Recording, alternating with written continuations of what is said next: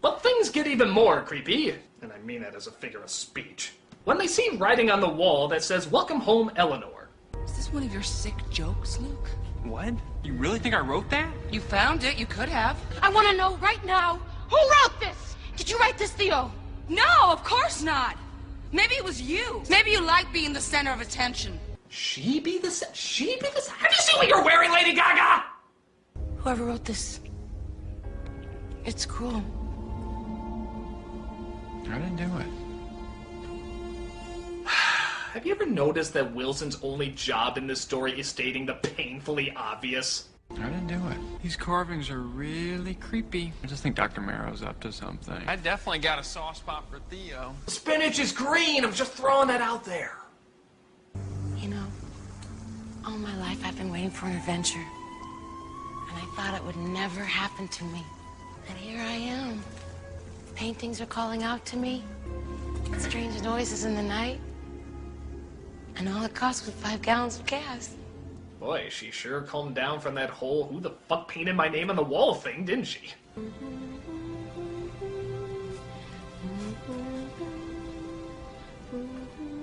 In fact, that's another downgrade. In the original story, her falling in love with the house is, well, creepy, as it should be. It's just another journey into her psychotic mind, surrendering to the madness and giving into her own demented psyche. Here, it's a comforting scene. Oh, she's so happy and sharp. It's just beautiful. Adventures are for soldiers.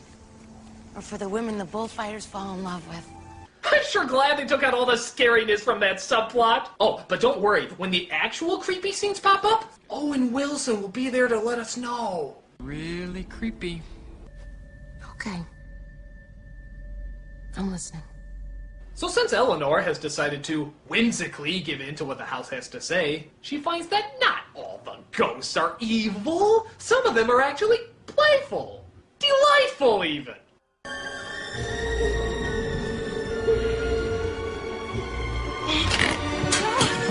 No, you will not give me Leia's buns of fun! So, unless the message was go on queer curl for the straight girl, she has no idea what the ghosts are telling her. However, she does hear some more voices leading her to under the fireplace.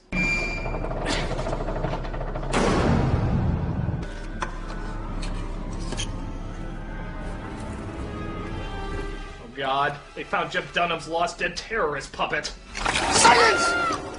I kill you! That's where you are. Okay, I'll let you out.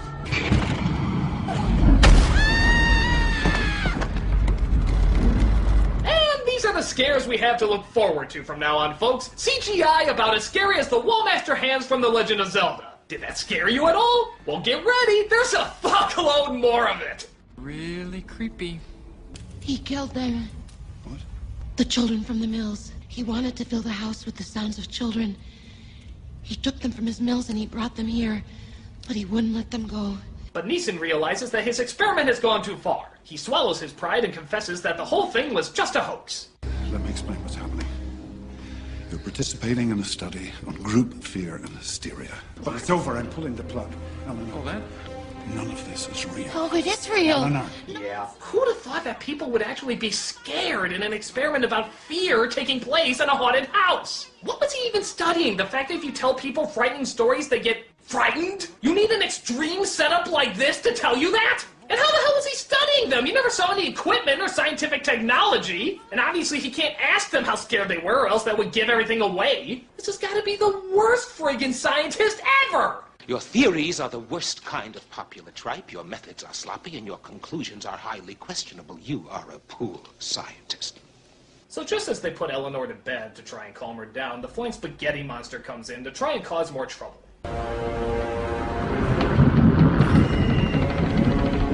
Well, it's official. The house has turned into a cartoon. I'm gonna kill you, Eleanor!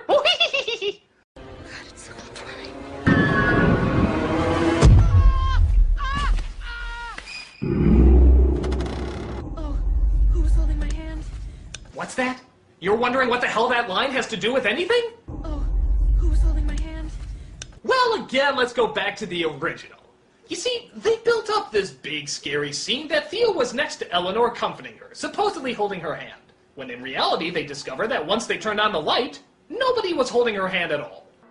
Whose hand was I holding? Now, naturally, this scene lasted roughly 4 to 5 minutes, building up the suspense and tension. In this film, it's one friggin' line. Oh, who was holding my hand? What do you mean, who was holding your hand? When did you ever indicate someone was holding your hand? Did someone grab it when she was shoved out of bed? Is that it? Well, that's really fucking poorly handled, you schmucks! Just because you steal a scary line from a movie doesn't make it automatically scary! It's called atmosphere and giving a crap! God, I could write a book about how shitty this remake is! Actually, I did! It's called How Shitty This Remake Is! It's a pretty easy read. All it contains is the word, this movie sucks, this movie sucks, this movie sucks!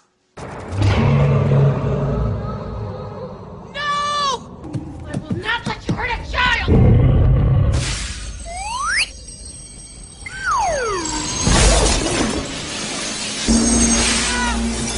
So as she tries to run through the possessed cheesecake factory, she suddenly comes across the good ghosts. And is it me, or are they just looking sillier?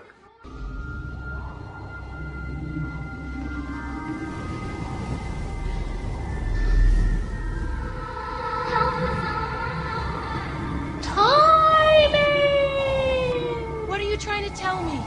What do you want me to do? So she runs up a staircase where Liam Neeson tries to chase her down and talk some sense into her. Hold on. Help, people!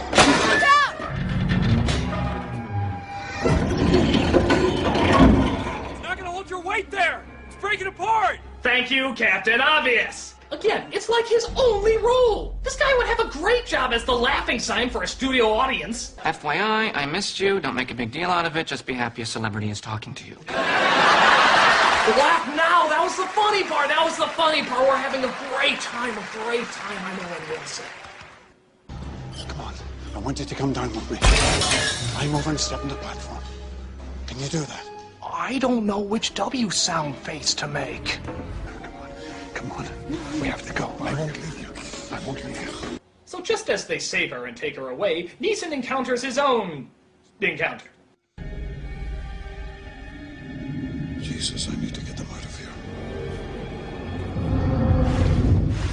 No, you don't. You're gonna pay for Clash of the Titans. So you're not doing the sequel.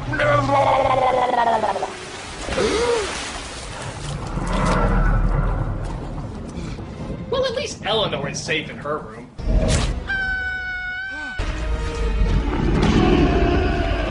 Just as things are getting crazier and crazier, Eleanor has a revelation that suddenly has everything make sense.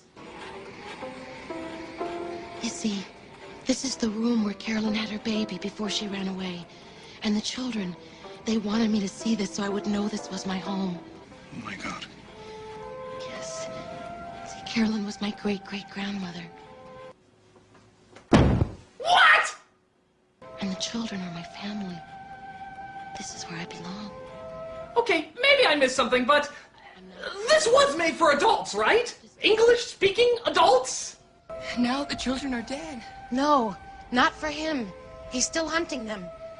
But if I'm here, he can't harm them. Why? What the fuck are you talking about? You're 4'0" You have the strength of a lima bean with cancer! What suddenly turned you into Senior Ghostbuster?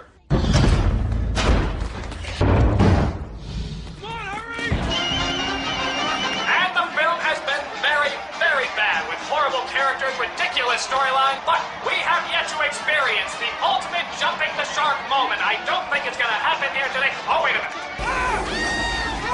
Wait, this could be it. The Rock is dragging Owen Wilson to the fireplace. He's standing there clumsily. Could this be the jumping the shark moment we've been waiting for? Yes, yes! Well, they did it! They jumped the shark, ladies and gentlemen! Unbelievable! Not only have they pissed on the intelligence of the people who love the original film, but they also pissed on the intelligence of the audience in general! Oh my God! I have seen some shark jumping in my day, but that was total cop dick! And as you'd imagine, it only gets sillier and sillier. Don't believe me? Just watch it with this music. Wicked doors creak and the tombstones quake. Tombstone knockers ring and wake. Happy haunts materialize. And begin to vocalize. When ghosts come out to socialize. So Eleanor decides it's finally time to square off against Wolverine's flatulence by giving probably one of the dumbest speeches ever uttered in any horror movie. That's meant to be taken seriously. It's about family. It's always been about family. It's about Carolyn and the children from the mill so you could hear their voices. Family. Well, I'm family, Grandpa, and I've come home. You go to hell.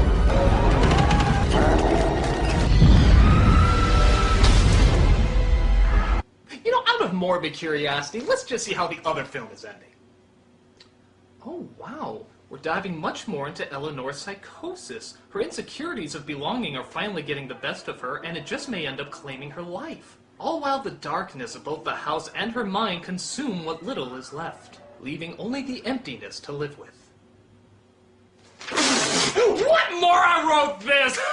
Oh, clearly these idiots have no idea how to write an adult scary story. Well, if you'll excuse me, I'm gonna write the one for grown-ups, okay? Let me see here. Oh, I know. How about Crane was the mastermind the whole time? And he turns into this giant evil monster. And he makes all the scary faces. And then all the little Casper goes are like, oh, save us! Oh, save us! He's gonna kill us even though we're already dead! Ah! Oh, God, there are so many complex issues here. All right, and then we're gonna see Eleanor literally defeat him with the power of love. Oh, it's so inspired. It's so ingenious. Hey, I don't care if it was laughed off at the Disney afternoon. I'm the adult. I write adult things. That's stupid. That's stupid psychological. If you do. Oh, yes, I'm the adult. I write the adult things. You're dumb. You're dumb. This is the real stuff. This is the real scary stuff. Rabbit Wise is stupid. He doesn't know what he's doing. I don't care if he made some of the most likable movies of all time. He's dumb. He's a doo-doo head. If you took poo and added even more poo, that'd be Robert Wise. He's dumb. He's so dumb. You have no idea at all. Love me. Love me. Don't love that. This is stupid. Love me. Love me. Love me. Love me. I'm the genius. I'm the groundbreaking genius.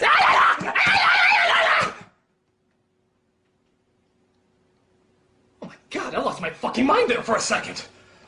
I was literally about to go out and impale John DeBont on a tetherball pole.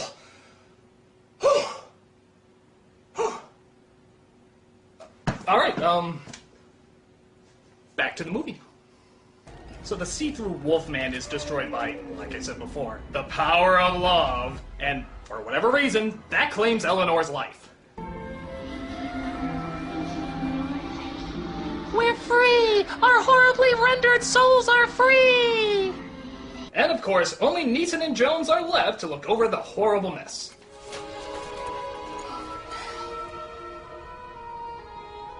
That counts as first base. Hold on.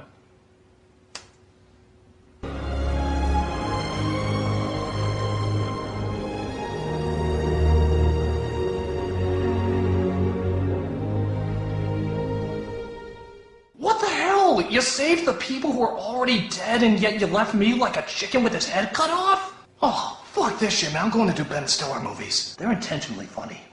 And that's the remake of The Haunting.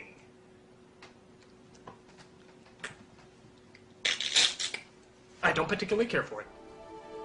It's one of the worst remakes of all time, if not the worst. I mean, when you get down to it, what's The Haunting about? It's about family. No, it's not! No, it's not. It's about being scared. And I hate to break it to you folks, but redemption isn't scary. The original is scary. There's no cartoon ghosts, dumbass subplots, or Disney-style good versus evil scenarios. It's just a ghost story, and a brilliant one at that. But hell, let's remove that for a second and just look at this film on its own. It's still crap. The effects are laughable, the story is childish, and even its means of building suspense are totally backwards and nonsensical. It only gets worse every time I see it. It hurts me inside. I hope it burns in hell like that black, bloated Beethoven bitch bucket at the end. It's about family. Oh, shut up, you idiot. I'm the nostalgia critic, and not even a bisexual Catherine Zeta-Jones could save this movie. Think about that.